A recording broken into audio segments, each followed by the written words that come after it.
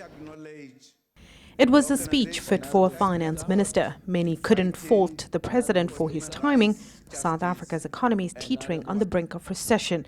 And there's the dreaded possibility of a ratings downgrade that's hanging over the country like a dark cloud.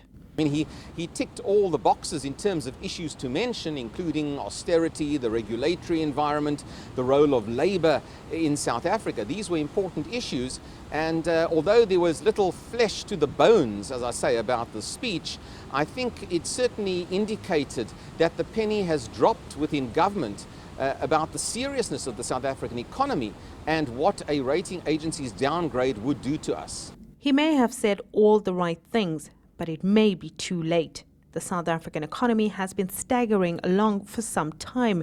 Growth for 2016 is expected at below 1%.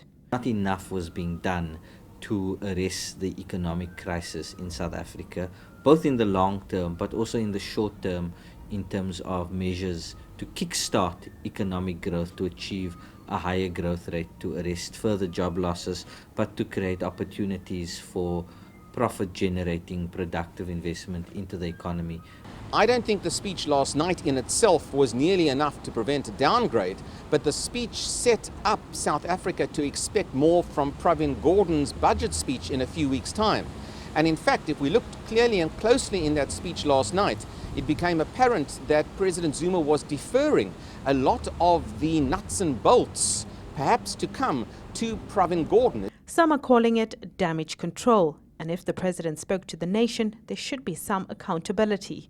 So it was a different State of the Nation address in that it unequivocally put the issues of the economy, the priority on economic growth and jobs at the forefront. It was extremely focused.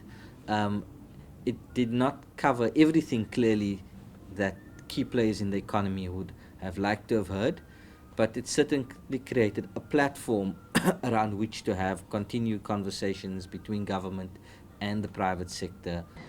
The private sector may have had a hand in the speech, but not everyone was pleased with the president's about turn.